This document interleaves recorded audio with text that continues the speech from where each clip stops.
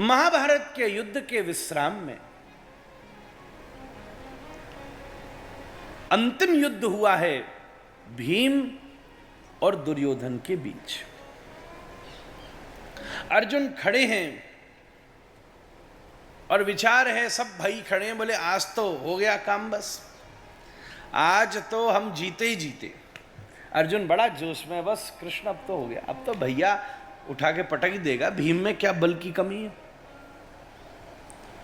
पर जब युद्ध छिड़े तो थोड़ी देर में देखे दुर्योधन तो उठा उठा के पटक पटक के मारे।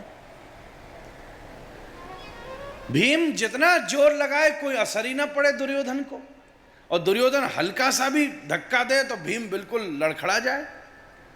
अब मामला सीरियस होता जा रहा था, तब अर्जुन ने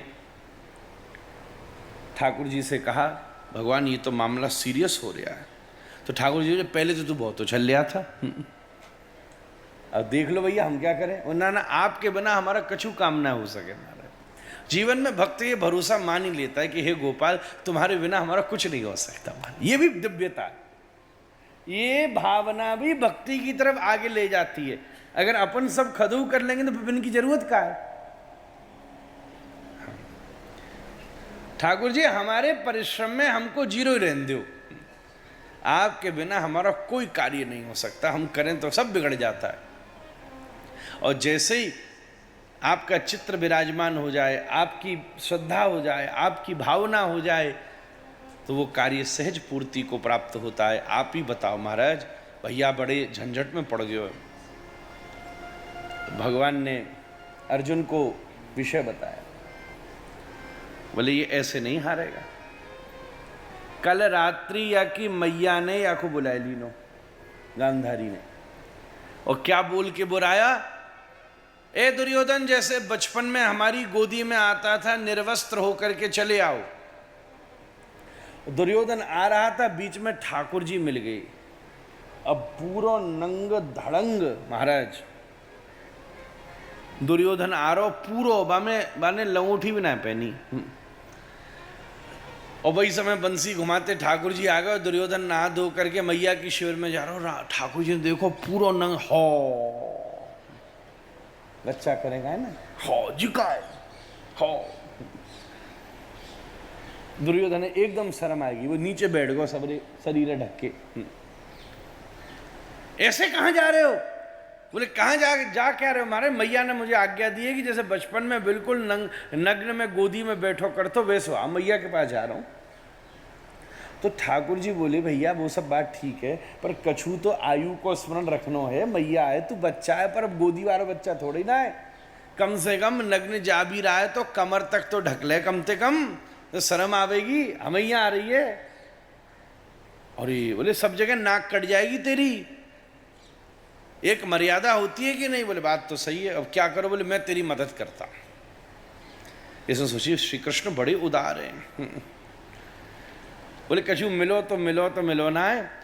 साधु के भोजन के टाइम वहां पे कछु भंडारे चलते करते तो वो पत्ता आएगा ही केला के। बोले यार केला के पत्ता ते ढकले कमरे, वह केला के पत्ता ते कमरे ढको आने आगे पीछे लेके। बोले अब ठीक है जा। पहुंचो गांधारी के पास, और गांधारी ने इतने वर्षन में पहली बार अपने आंख में बंधी हुई पट्टी को खोला, ऊपर से नीचे तक देखा, उसमें तेज की ज्योति निकली जिसने दुर्योधन के पूरे शरीर को वज्र की तरह कठोर कर दिया। पर जब थोड़ी देर में दृष्टि पड़ी कि कमर और जंघा का हिस्सा तो जांग तो पत्ते से ढकी है, तो बड़ी नाराज हुई। मैंने तुझे कहा था नग्न होकर के आइयो, तो तू ये क्यों ढक लाया? तो बोला मैं तो आ ही रहा था, द्वारिकाधीश मिल गए। वो बोले नहीं ऐसे माँ के पास नहीं जाता। गांधारी समझ गई कि गोपाल अब तेने कुछ ठान ही ली नहीं है, तो कौन किसको क्या बिगाड़ सके महाराज। अब ठाकुर जी कहू की जिम्मेदारी ले लें तो फिर आपको कौन सा ग्रह नक्षत्र लेफ्ट राइट कर दें। अरे जयद्रथ वध के समय तो सूर्य को भी उन्होंने 2 मिनट के लिए रोक दिया, ये उनकी सामर्थ्य है महाराज। मत भया बात हो यम सूर्य स्तपति मत भया। भगवान ने अर्जुन को ये प्रसंग बताकर इशारा किया, यहां अटैक करो। भीम समझ गया गदा युद्ध में कमर से नीचे प्रहार नहीं किया जाता, ये युद्ध का नियम है। इसलिए कमर से नीचे प्रभावी नहीं होता था। और उसने भी यही योजना बनाई, गांधारी ने शिक्षा दी थी कि भैया अब तू गदा युद्ध के लिए ललकारी हो, क्योंकि गदा युद्ध में कमर से नीचे प्रभाव नहीं होता और तेरे कमर से नीचे का हिस्सा कमजोर है। आज गदा युद्ध के लिए ललकारा और जैसे युद्ध छिड़ा और हारने वाला था तो ठाकुर जी ने ताल ठोक के इशारा किया, यहां मारो। भीम समझ गया और घुमा करके जैसे ही उसने गदा पर प्रहार किया, धड़ाम सीना दुर्योधन नीचे गिरा और दूसरा प्रहार दूसरी जंगा पर किया। इतनी देर में हल लेकर के दादा आ गए, ये क्या हो रहा है महाराज? इनको चेला वैसे ही है, ये बलराम जी को चेला है दुर्योधन, आपको बताऊं। ये सब खेल खेल रहे हैं और हमें आप उलझा रहे हैं महाराज। ये सब दुर्योधन कोई सबरे एक ही सब खेल है, इनको लीला वाले। एक रामलीला में छोटो भैया बनतो थो राम, बड़ो भैया बनतो थो रावण। और जब लीला पूरी भई तो राम जी ने रावण के पांव छुए। लोगों ने कहा क्या भ्रष्ट हो रहा है? बोले अब तो लीला विश्राम हो गई, ये तो छोटो भैया है, बड़ो भैया हो तो भैया बाबा आपके आशीर्वाद से बढ़ियो राम बनो। बोले हाँ बेटा तेने बढ़िया आशीर्वाद से मुंह अच्छो मारो तेने इस बार। सब खेल है इनको, नटो नाट्य धरो ये था खेल है।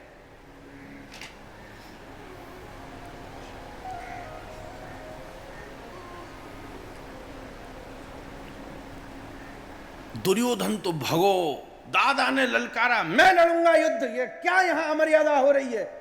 दुर्योधन घबरा गो, अर्जुन हाथ पांव जोड़ के बैठ गो। दाऊते भिड़वे की हिम्मत किसी की ना है ना महाराज। ब्रज में सबे छेड़ लियो, दाऊए मत छेड़ियो कभी। हम लोग भी क्या में मारा, दाऊ दयाल ब्रज के राजा। हाँ जाकी कोना पूछ रो ब्रज में, 6 गाड़ी भी दे दो यार, कोना समझ रो ये कु सामर्थ्य ना, पर भैया दाऊ सामने ठड़ो हो तो क्यों दाऊ बिदक जाए तो बड़े बड़े ने जमीन पे उतार ले गए। उतारेंगे इतिहास में देख लो तुम क्या बोले हम यहाँ पे। दाऊ तो भाषा दाऊ है, शेष है ये तो।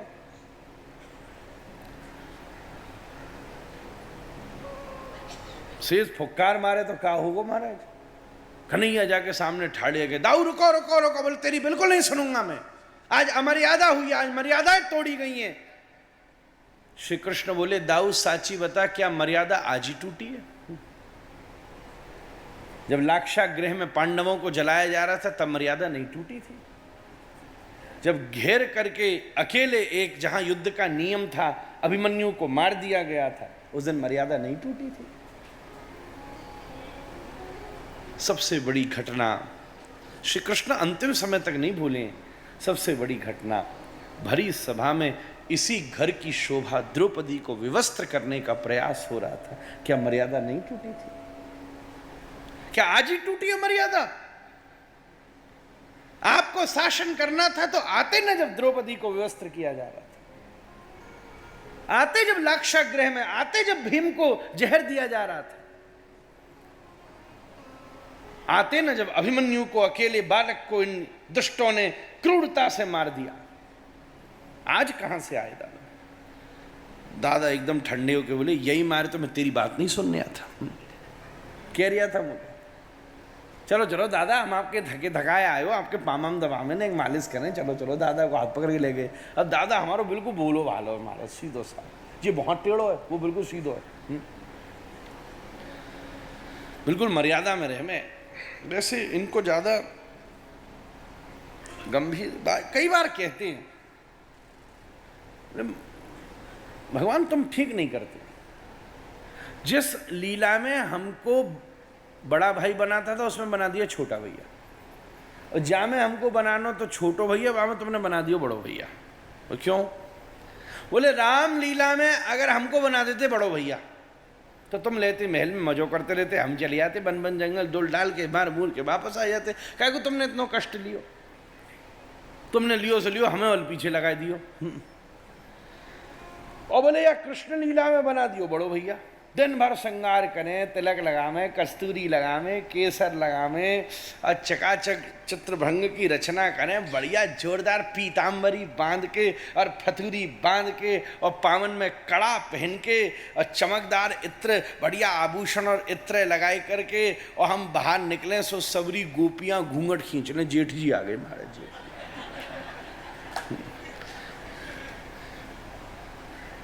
अब यहाँ छोटो बना दियो तो नेक दो ठुमका मुंह भी लगा लेते महाराज। कहा जा रहे हो तो यहाँ में तुमने बना दियो बड़ो भैया, सब जुड़ और वहां में तुमने बना दियो हमको छोटो। दाऊ को ऐसो ही बहावे, एकदम ठंडो पर गो। दुर्योधन एकांत में पड़ा, वीर गति को प्राप्त हुआ।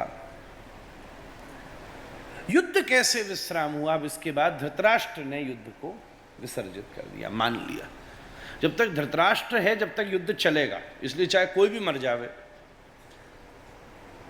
और ये सब लोग धृतराष्ट्र के प्रतिनिधि रूप में युद्ध लड़ रहे थे। आपको एक और बात बताऊं, सब लोगों ने इनको स्वर्ग की प्राप्ति कैसे होगी चौबे जी?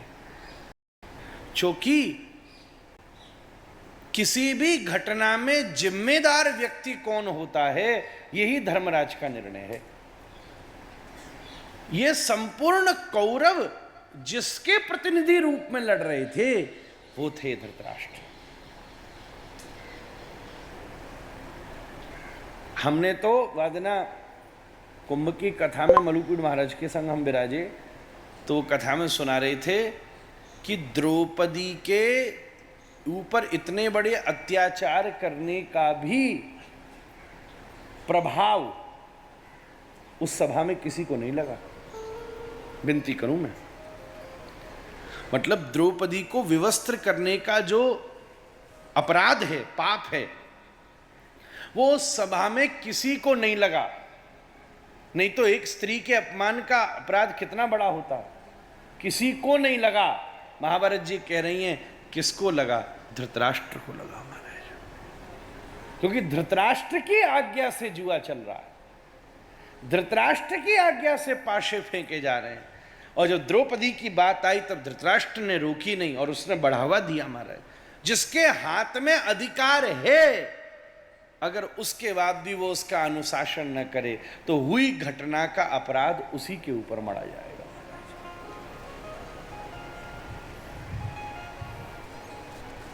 ध्यान दी। इसीलिए विदुर जी ने धृतराष्ट्र को उपदेश दिया और धृतराष्ट्र ने जंगल में बैठ के तप किया, बहुत पश्चाताप किया, बहुत पश्चाताप किया। धृतराष्ट्र और गांधारी बहुत तपस्या की। भागवत जी के में विदुर जी ने पूरा उन्हें सत्संग कराया।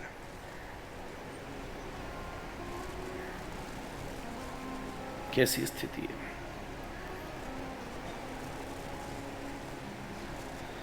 तब महाराज दुर्योधन वहीं करहता हुआ पड़ा है, खून की उल्टियां कर रहा है, जीवन के अंतिम पड़ाव पर है। उसी समय दुर्योधन के पास 3 लोग आए, अश्वत्थामा, कृतवर्मा और कृपाचार्य। पूरी कौरव सेना जिसमें 11 अक्षुणी सेना लड़ी थी, उसमें 3 लोग रह गए शेष। भैया ध्यान देना, 3 लोग शेष रह गए। हरे कृष्ण।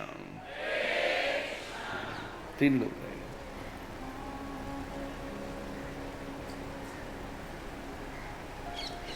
लगभग 3.25 करोड़ सैनिक और 2.25 करोड़ सैनिक, इतने सैनिक लड़े थे। हल्का फुल्का युद्ध नहीं है। और 4.5 करोड़ तो लड़ने वाले हैं। अब इनके भोजन बनाने वाले कितने होंगे, फिर डॉक्टर कितने होंगे, फिर भंडारे वाले कितने होंगे हैं, फिर बताओ नर्स कितने होंगे, और फिर पहरेदार कितने होंगे, चौकीदार कितने होंगे। कितना बड़ा हुजूम इकट्ठा है महाराज। यहाँ 200-500 लोगों को देखने में कई लोग आती है जहाँ में। कितनी बड़ी व्यवस्था है। उसमें 3 लोग बचे। कराते हुए दुर्योधन के पास चल करके अश्वत्थामा पहुंचा है, क्योंकि अश्वत्थामा के जीवन में बड़ी भारी पदैषणा। हमारे जीवन में कोई ना कोई ऐषणा हमें हर काम कराने पर मजबूर कर देती है, कुछ भी गलत सही का बोध नहीं रखती। एक होती है यशैषणा। यशैषणा देखो कैसी विचित्र होती है। आदमी यश प्राप्ति के लिए कुछ कुछ कर ले। कई बार तो हमारे संग ही हो जाता है। यहाँ तो बड़ी फिर भी व्यवस्थित थी, पहले पहले कहीं कहीं हमने देखी है। शोभा यात्रा चल रही है, महाराज जी पोथी जी हैं, हमें व्यास जी, अब बड़ी भारी समिति करा रही हैं। चलते चलते चलते चलते ऐसे लोग फोटो खिंचाने के चक्कर में घुसे जा रहे थे, हम तो रह गए 1.5 किलोमीटर पीछे ही महाराज हैं, वो ही आगे घुसे चले जा रहे हैं महाराज। फोटो फोटो फोटो फोटो, ऐसी फोटो। यशैषणा। कहूँ ना कहूँ से आदमी भीड़ में भी उचक करके चमक ही जाए मूड़ी अपनी। अभी हमारे पास एक फोटो है फोन में, 2-3 कथा पुरानी समिति की, इतने लोग थे उसमें। तो एक जना तो यूं, एक आदमी खड़ा है तो वो यहां से मुंह दिखा रहा है अपना कि शकल तो आई गई मेरी। कैसी विचित्र है। ये सब ऐषणाएं हैं, जिसको यशैषणा हो जाए, वित्तैषणा। हर चीज में वो आपको पैसा चाहिए।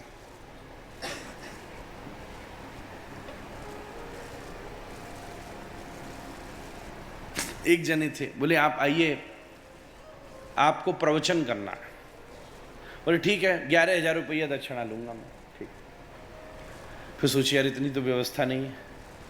बोले आप प्रवचन नहीं करना, बस आ जाइए। तो बोले 21,000 लूंगा। बोले वो किसकी, चुप रहने की। बोलना सरल है, नहीं बोलने की तय और दक्षिणा चाहिए। तू बुला रहे हो बैठावे को, इसमें वित्तैषणा। बड़े बड़े लोग हैं, वित्तैषणा, यशैषणा, वित्तैषणा, पदैषणा। अश्वत्थामा के मन में भीषण पदैषणा। मैं किसी भी प्रकार से ब्राह्मण होते हुए भी उसमें ये उद्देश्य आ गया कि इस कौरव सेना का सेनापति बन जाऊं। रो रहे करा रहे दुर्योधन के पास पहुंचा, बोला महाराज मुझे कुरु सेना का सेनापति बना दो, मैं अभी खबर लेकर आता हूं। अभी युद्ध विराम नहीं हुआ था, लड़ने वाला ही कोई नहीं था। जब तक राजा सरेंडर नहीं करेगा तब तक युद्ध चलेगा। युद्ध के नियम होते कई सारे। धृतराष्ट्र जीवित है। तो अश्वत्थामा बोला, दुर्योधन बोला भैया सैनिक होंगे जब तो सेनापति बनेगा, सैनिक भी तो होने चाहिए। बोले नहीं बस आप कह दो एक बार कि तू हमारा सेनापति। दुर्योधन बोला वैसे ही मर रहा हूं मैं, मुंह का मतलब है, ठीक है आप सेनापति। लो, और जोश में आ गया दुर्योधन, तो उसी का खून बह रहा था, तो लेके अपना ही रक्त लेके रोली की तरह अश्वत्थामा के माथे पर लगा दिया। महाराज अब ब्राह्मण के माथे पे आतताई क्षत्रिय को खून लगेगा तो बाकी खोपड़ी न बिगड़ेगी तो और खा होगा। महाराज जी बताओ। हाँ, अब सोचे मैं कैसे लड़ूं। तो अश्वत्थामा, कृतवर्मा और कृपाचार्य, और ये सबसे बढ़िया लोग थे, विद्वान, उन्हों के आचार्य हैं। हमारा सौरव कर्मकांड यही करा मैं, पंडित जी इनके। अब बैठे क्या करें, सोच रहे हैं पांडवों के शिविर में कैसे हमला करें। कृपाचार्य तीन ही बैठे थे यहाँ हमारे में, सोचो अश्वत्थामा, कृतवर्मा, कृपाचार्य, तीनों बैठे, क्या किया जाए, कैसे किया जाए। एक पेड़ के नीचे बैठे थे, एकदम देखा उस पेड़ के ऊपर उल्लू ने अटैक किया। कौआ, कबूतर कौन है, पक्षी थे। छह। एक और पुरानी कथा वो हमें स्मरण में आई। पत्ता की तरह वो झरझर के नीचे गिरने लगे। इनकी बड़ी पुरानी दुश्मनी है। एक बार वोटिंग हुई कि पक्षीराज कौन बनेगा। सबने वोट दे दिए कि गरुण जी बनेंगे। वो हाँ, गरुण बनेंगे कि उल्लू बनेगा। तो दोनों बैकुंठ में रहते। ये बात आपको बताऊं, गरुण जी भी वैकुंठ में रहते हैं, उल्लू जी भी वैकुंठ में रहते हैं। जब गृहस्थ में पमाड़ा हो जाए तब दो व्हीकल यूज होते हैं,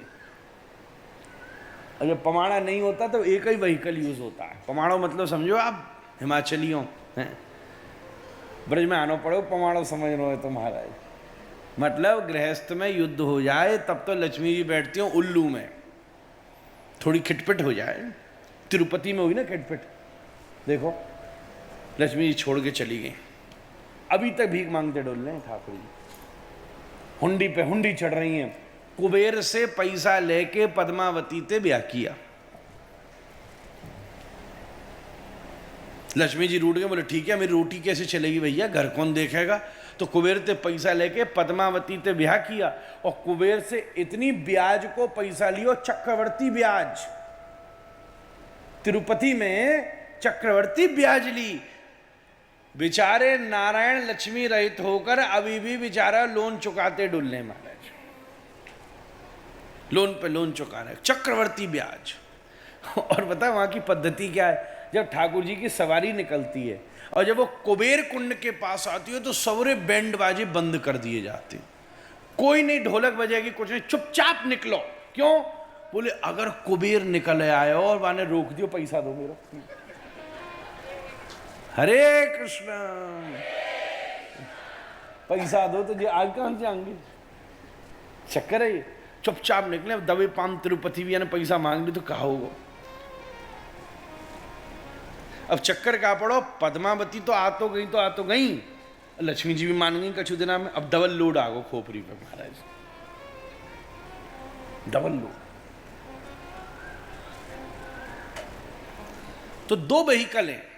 तो एक बार इलेक्शन हुए भाई कि गरुण बनेंगे पक्षीराज की उल्लू बनेगा।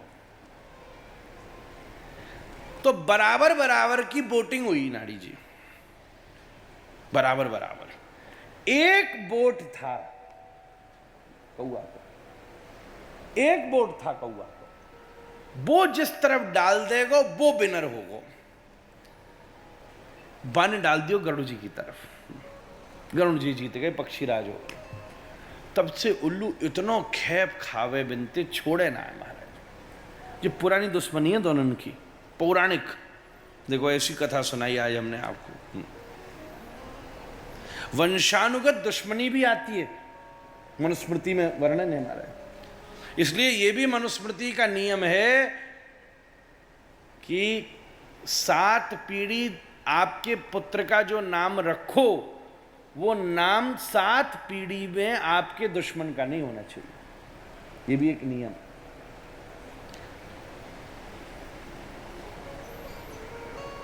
यानी शिक्षा ली दोनों ने, तीनों ने, कि ऐसो उल्लू ने आक्रमण किया, इसका मतलब असावधान शत्रु के ऊपर हमला करके विजय प्राप्त की जा सकती है।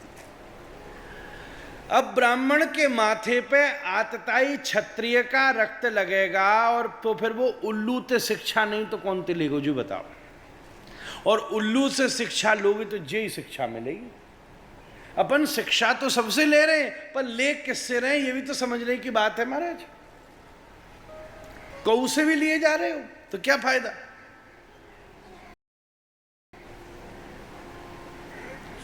एक से हमने पूछी 7 दिन में आपको हमारी कौन सी, तो बोलो महाराज आपके दुपट्टा बहुत अच्छी लगी हमको। मैंने मरो गरो फारो इतनो हमने पसीना बहारो माथो मारो बस सुसरे हमारो दुपट्टा अच्छा लो। मैं बता रहे सब भ्रष्ट कर दियो मामला। क्या फायदा बच्चों। यही पेन की बैठ जाती है, हम ऐसे 10 मिनट तक गुजरेंगे, ऐसी दक्षिणा मिले, चलो बस है वो काम, चलो ये तो बेचारो अच्छा हो, या क्या को फेंकू मैं। शिक्षा कौन से ली, कैसे ली, इसका बड़ा प्रभाव है, कौन से सीख रहे हो।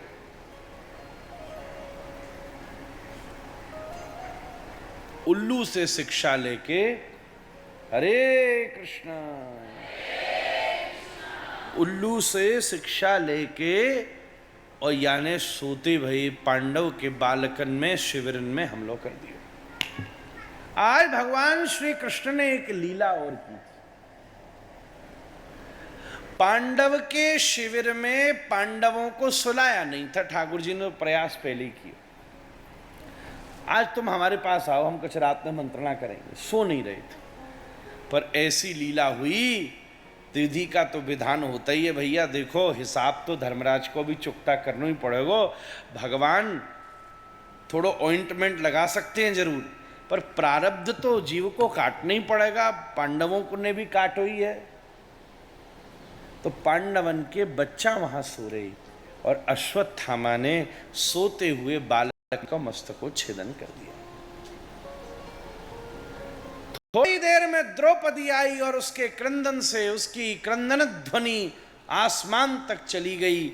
सब इकट्ठे हुए, क्या हुआ क्या हुआ? बोले 5 पुत्रों की हत्या कर दी दुष्ट ने। धृष्टद्युम्न का भी वध किया, द्रुपद के पुत्र, द्रौपदी के भैया, क्योंकि उसने द्रोणाचार्य का वध किया था।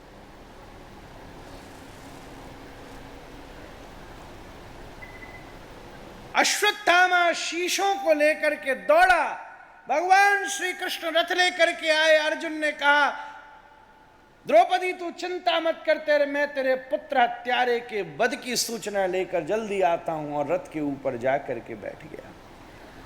अश्वत्थामा ने दौड़ते हुए दुर्योधन के पास पहुंचा, महाराज तुम्हारे शत्रु के संहार की सूचना लाया हूं। दुर्योधन ने एक थाली में शीश सिर रखे थे, रथ पर दौड़ा, उसके ऊपर कपड़ा रख रखा था। दुर्योधन ने ऊपर से शीश को पकड़ा महाभारत का, वो शीश विदीर्ण हो गया। दुर्योधन बोला, ये पांडवों के तो सिर हो ही नहीं सकते ना, किसके बता? तो अश्वत्थामा बोला, ये पांडवों के सिर नहीं है, ये पांडवों के पुत्रों के सिर है। तब उस समय दुर्योधन को हर्ष और शोक दोनों एक साथ हुआ। हर्ष इस बात का कि हमने शत्रु सेना में कुछ हानि पहुंचाई, और शोक इस बात का कि मेरा पूरा का पूरा वंश ही समाप्त हो गया, अब तो मेरे यहां कोई है ही नहीं। और जब उसको हर्ष और शोक एक साथ हुआ, उसी दिन उसकी मृत्यु हो गई महाराज।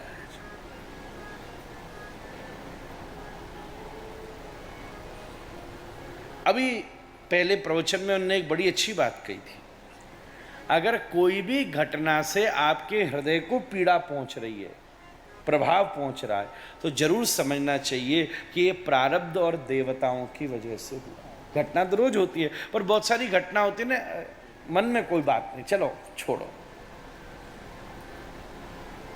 तो ये तो एक परिस्थिति जन्य बात है, पर कोई ऐसी बात है, कई बार हमने देखा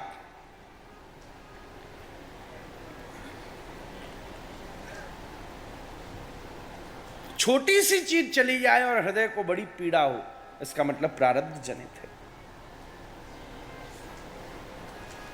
ऐसी पीड़ा हुई दुर्योधन को उसके प्रारब्ध के कारण। शत्रु सेना का ही संहार हुआ है, पर दुर्वासा का जो श्राप था वो प्रारब्ध की तरह खड़ा था, और उसका ऐसा प्रभाव पड़ा कि उसी समय दुर्योधन की मृत्यु हो गई। और अश्वत्थामा के पीछे अर्जुन रथ लेकर के आया। घबरा करके अश्वत्थामा ने अर्जुन की तरफ सांवर तक अग्नि छोड़ते हुए ब्रह्मास्त्र का ऐसा आक्रमण किया कि अर्जुन देख करके घबराने लगा। ये क्या आ रहा है श्री कृष्ण सामने से? कन्हैया बोले, क्या आ रहा? ब्रह्मास्त्र आ रहा है। अर्जुन तो घबरा गया, बोले महाराज तुम तो ऐसे ही बोल रहे जैसे कोई लॉलीपॉप आ रही हो महाराज, ब्रह्मास्त्र आ रहा है। और ब्रह्मास्त्र भी इस मूर्ख को छोड़ना आता है, वापस बुलाने नहीं आता। द्रोणाचार्य जी ने इसको शिक्षा दे रहे थे, सो गया था ये बीच में, तो यानी आधी शिक्षा ली आधी नहीं ली, इसलिए जो कथा में सो जाते हैं उनको ऐसे ही हाल हुए महाराज। और इसने पूरी शिक्षा ली है। तो श्री कृष्ण बोले इसमें कौन सी बड़ी बात है, जहर को जहर काट देता है, तू भी एक तीर छोड़ दे और अपने तीर से उसके तीर को रोक दे और दोनों तीरों को आकर्षित कर ले। अर्जुन उठकर श्री कृष्ण के चरणों में गिर पड़ा। आज ये श्रेष्ठ द्रोण शिष्य ये घोषणा करता है कि हे श्री कृष्ण, आपसे बड़ा धनुर्योद्धा इस ब्रह्मांड में दूसरा नहीं है। ये शिक्षा तो हमको द्रोणाचार्य जी ने भी नहीं दी आज तक। ऐसा ही करके अश्वत्थामा के अस्त्र को रोक लिया। अश्वत्थामा को पकड़ लिया और तलवार उठा ली और मारने को था। इसकी शक्ल देख के रुक गया। श्री कृष्ण ने उकसाया, मार इसको, तू वचन दे के आया द्रौपदी को, इसका कर इसका वध। अर्जुन बोला नहीं, ये मेरा गुरुपुत्र ने मुझे शिक्षा दी है, उसके ऋण की वजह से ही तो मैंने इस महाभारत रूपी महासमुद्र को पार किया है। मैं इसको कैसे मार दूं? भगवान ने और उकसाया, फिर भी नहीं मारा। और बाद में श्री कृष्ण ने खींच के अर्जुन को हृदय से लगा दिया। इतने बड़े क्रोध के बाद भी, जिसके हाथ में पुत्र का खून लग रहा हो, उसकी शक्ल को देख करके भी तेरा विवेक नहीं खोया, इसलिए तो तू मेरा मित्र है भैया। हरे कृष्णा। नहीं तो हम तो 2 मिनट में विवेक खो देते हैं। गीता कहती है महाराज, क्रोधात् भवति सम्मोह, सम्मोहात् स्मृति विभ्रम, स्मृति भ्रंशात् बुद्धिनाश, बुद्धिनाशात् प्रणश्यति। सब खत्म।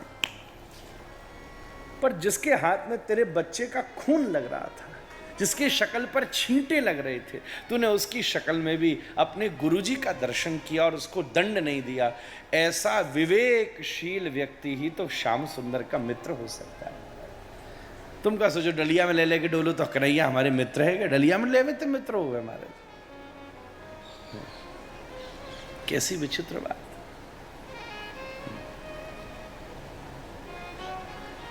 कैसा श्रेष्ठ अनुभव है। उसी समय इसको पशु की तरह बांधकर, ठीक है, मैं इसका वध तो नहीं करूंगा पर अब इसका सम्मान भी नहीं कर सकता, घसीटते हुए इसके हाथ को रथ के पीछे बांध कर ले जाया गया। सबने पहचाना, यो ये तो अश्वत्थामा है। पर जब द्रौपदी ने देखा कि अश्वत्थामा आ रहा है तो एकदम गर्जना कर दी, मुंचता मुंचता मेष ब्रह्मणो नितराम गुरो। अरे इसको छोड़ दो, इसको छोड़ दो। इसके महान पिता की कृपा से हमने महाभारत का ये युद्ध जीता है। आज से पहले जब गुरुपुत्र हमारे शिविर में आते थे तो हे भीम, तुम ही तो सबसे पहले आगे जाकर हाथी के नीचे हाथ को लगा करके सीढ़ी बनाकर इनको हाथी से नीचे उतारते थे। हे युधिष्ठिर, आप ही तो पहला माल्यार्पण करते थे। हे अर्जुन, आप ही तो शंख बजाते थे। हे नकुल सहदेव, भाले लेकर सावधान सावधान कहकर अपने गुरुपुत्र का आप शिविर में स्वागत करते थे। आज ये कैसा हो गया? अरे जो कष्ट मुझे हुआ है वो कष्ट मैं अपनी गुरु माता को नहीं दे सकती, इसलिए 5 पुत्रों की हत्या के बाद भी मैं अपने गुरुपुत्र अश्वत्थामा को क्षमा करती हूं महाराज। जब द्रौपदी के इस व्यवहार को देखा तो युधिष्ठिर की आंखें भीग गईं। बोला, आज तक हम सोचते थे कि हमारी पत्नी बनकर ये भाग्यशाली हुई है, नहीं, इसके पति बनकर हम 5 सौभाग्यशाली हो गए। द्रौपदी का महान चरित्र सामने खड़ा था। उसी समय भीम आगे आ गए। अरे ये सब बातें ठीक है, पर जस्टिस और सेंटिमेंट्स का कोई संबंध नहीं है। न्याय और भावना अलग अलग चीजें।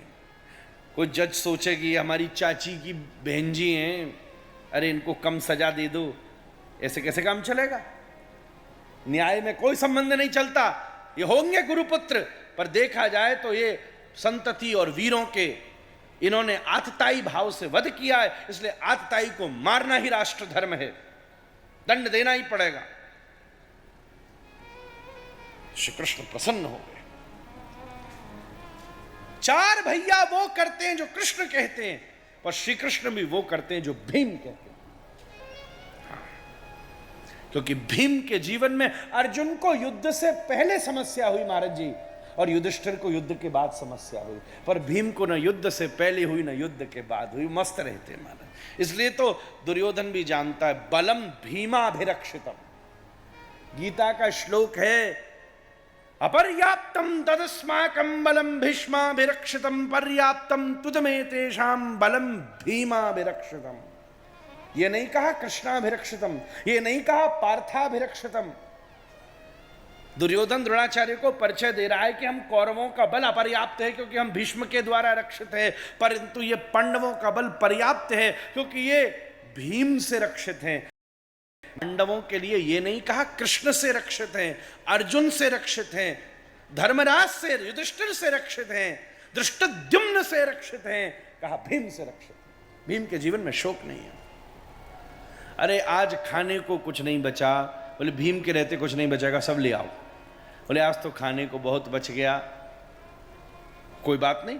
अच्छा आज तो जमीन पर सोना है, कोई बात नहीं। आज तो बिस्तर पर सोना है, कोई बात नहीं। आज तो बड़ी कष्ट हो गई, कोई बात नहीं। आज तो बहुत सुख है, बहुत अच्छी बात है। समत्वम योग उच्चते सुख दुख समय कृत्वा लाभा लाभो जया जयो। ऐसे भीम।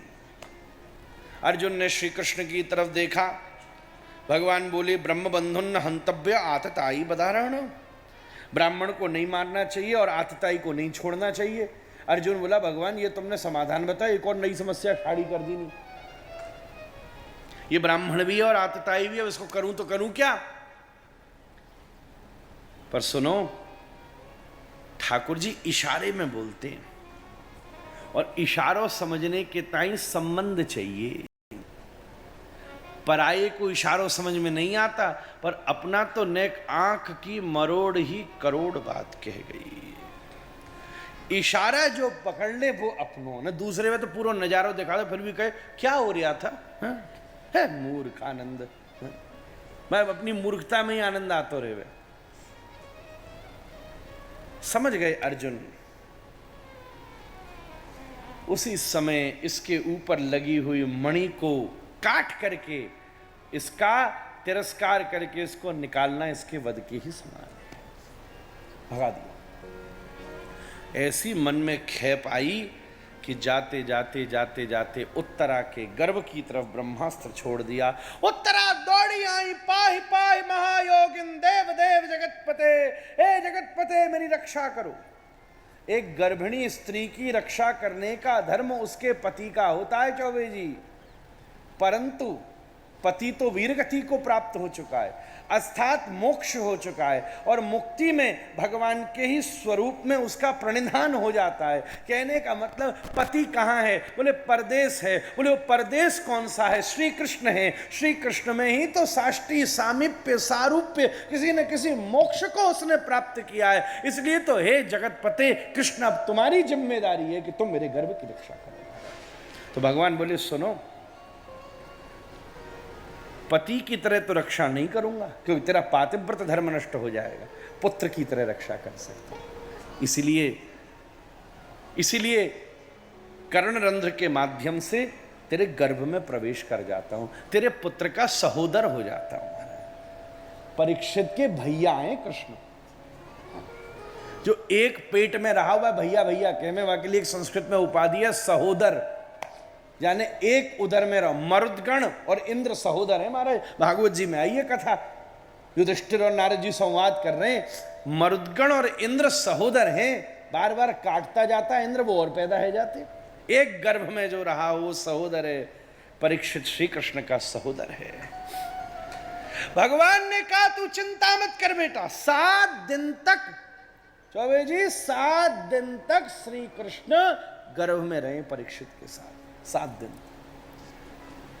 इसलिए परीक्षित ने 7 दिन की ही कथा से भगवत प्राप्ति कर ली है। 7 दिन तक, एक एक दिन में जो श्री कृष्ण ने अपने रूप का दर्शन कराया है।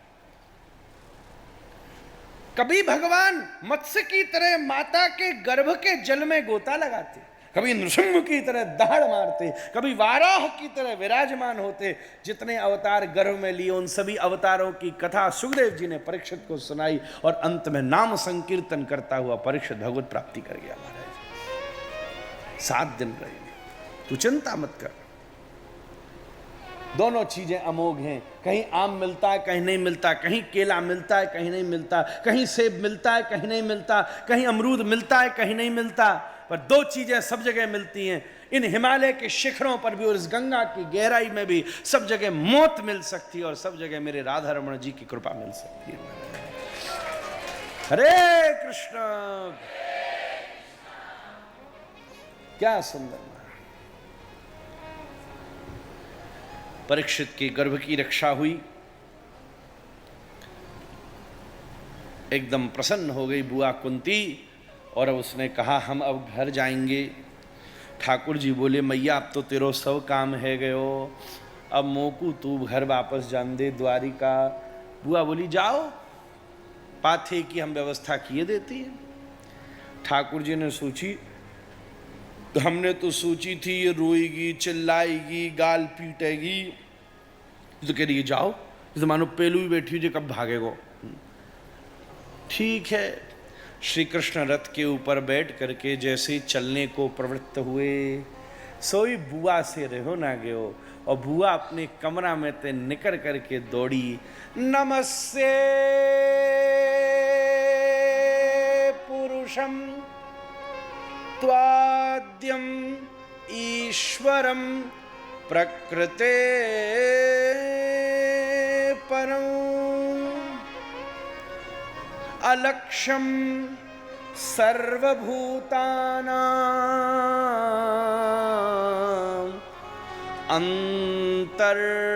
अंतर्बहिरवस्थितम्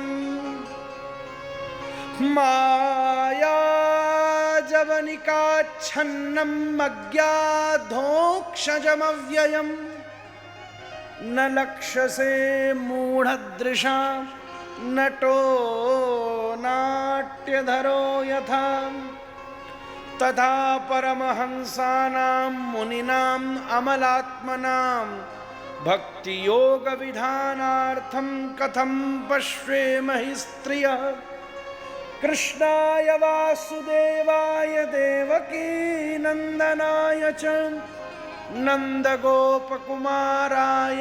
गोविंदाय नमो नमः। नमः पंकजनाभाय नमः पंकजमालिने नमः पंकजनेत्राय नमस्ते पंकजांघ्रे। यदा ऋषिकेश खलेन देवकी कंसेन रुद्धात् चिरं सुचार्पिता विमोचिताहं ससहात्मजा विभो त्वयैव नाथेन मुहुर्विपद्गणात् विशान् महाग्ने पुरुषाद दर्शनात् असत्सभाया वनवासकृच्छत मृधे मृधेनेकमहारथाश्रुतो द्रौण्यस्ततश्चास्म हरे विरक्षित विपदस्सन्तु नः सस्वत्तत्र तत्र जगद्गुरो भवतो दर्शनं यस्यात् अपुनर्भव दर्शनम्। और अंत में कहती हैं श्री कृष्ण कृष्ण सक वृष्ण स्वभाव निधृग राजन्य वंश दहनानपवर्ग वीर्य गोविंद गोद्दुज सुरार्ति हरावतार योगेश्वर अखिल गुरो भगवन् नमस्ते भगवन् नमस्ते भगवन् नमस्ते। आहा हरे कृष्ण। महाराज जी प्रसन्न हो गए और क्या चाहिए।